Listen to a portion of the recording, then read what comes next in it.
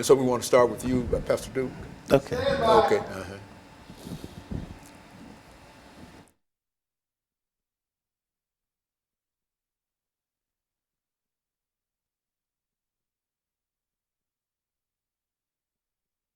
Thank you, and welcome back to the final segment of the show for today. We're talking to Pastor KWalker and Chaplain JDuke.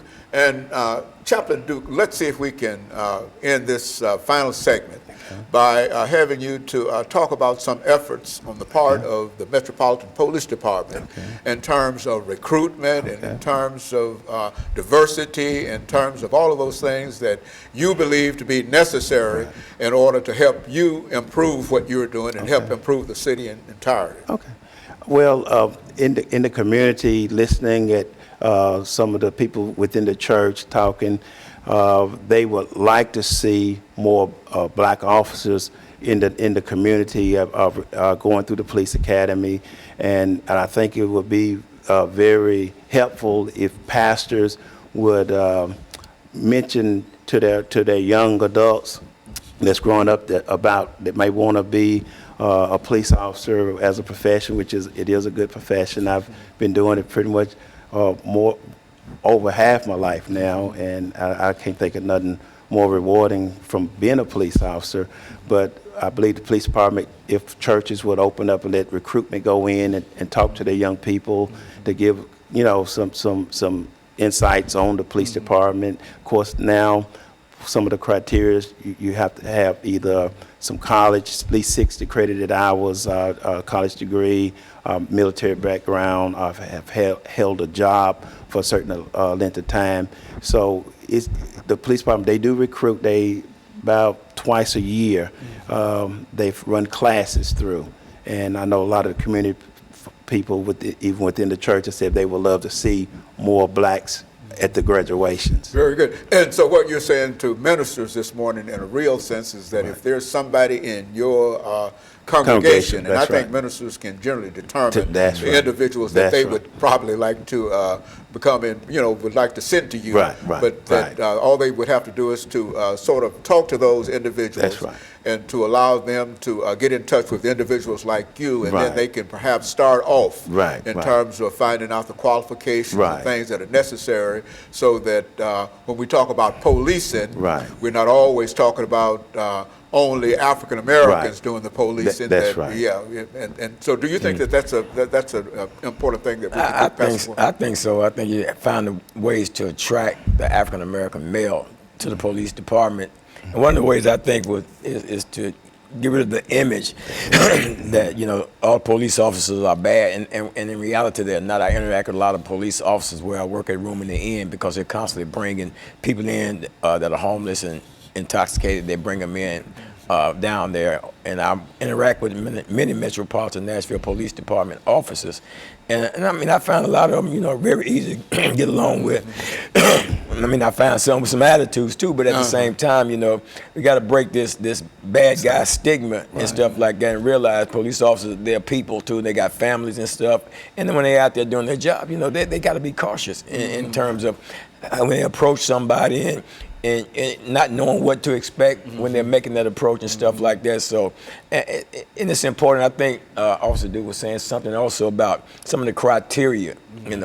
If that criteria could be tweaked a little bit, in terms of the 60 college hours and credits and hours like that, and incorporate that particular aspect into the academy training, I think it maybe attract more people, because sometimes I think a lot of people launch off in a career, in a pursuit of a degree. They may not pull short at that point and then come into the academy and they may continue on the course they're on. But I think if you could incorporate that into the training aspect, prior knowledge and prior training that they might have. Take desire.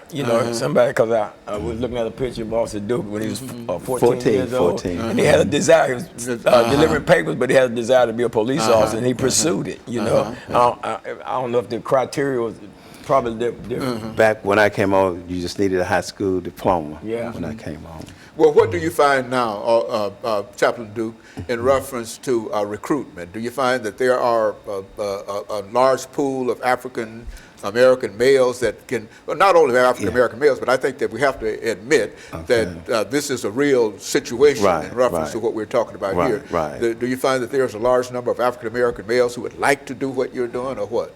I don't have any statistics now on that. Some years back, I did work in background and recruitment, and they used to get a good pool of them, but that's been back in the early 90s.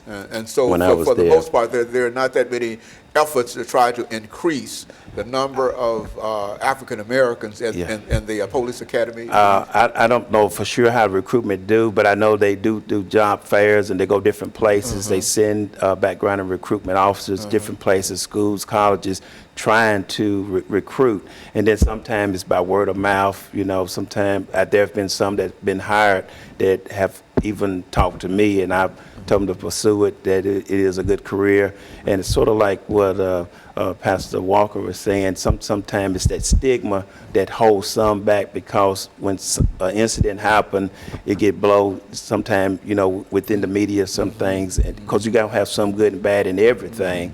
But everybody's not bad. The overwhelming officers, police officers, individuals that are involved in that are really involved because they do have that kind of compassion. They care and want to help. Desire to help and whatever. And even though there might be a few bad apples here and there, more than likely they were good apples when they started off. And people can become, you know, sort of cynical in reference to what they do. But for the most part, you think that the individuals that you counsel with and that you work with are all individuals that have the welfare of all peoples in reference to what they do. Would that be a good statement? I would say so. And two, within the police department, there are some mechanisms that's been put in place to try to help identify, you know, if someone is going wrong and everything. And so they are. The police department is aware of all of the controversy in reference to what they do. And so you believe that the Metropolitan Police Department is working hard and trying to deal with some of those issues. Because some of the things that has happened in other cities and everything, well, we say, well, it could happen to Nashville, but there are some things that have been put in place to try to safeguard, even bringing clergy and getting them involved, and keeping them in the know of some of the things that's happening, to try to keep, you know, things, you know, on a calm here in Nashville.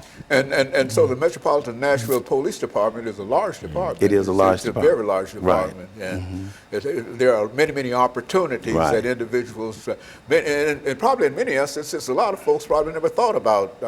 Well, would you advise individuals who have perhaps been involved in the military, for example, have been in service and good way out, you know, not kicked out of service, but, you know, to become involved, that would be something. A lot of the recruitment pool has come from people with prior military experience. And so they do hire a lot that's just, you know, coming out from the military. And so, Pastor, you believe that the more knowledge that we have in reference to what is going on in the police department, and the more relationships that we create between the police department and the community and et cetera, is helpful for the entire city? I would think so. I would think, Dr. Haney, that if the Metropolitan Police Department would create more of a dialogue between the communities that they're policing, they'll have a better response, especially in terms of solving cases and stuff like that. Because if the people can trust, people got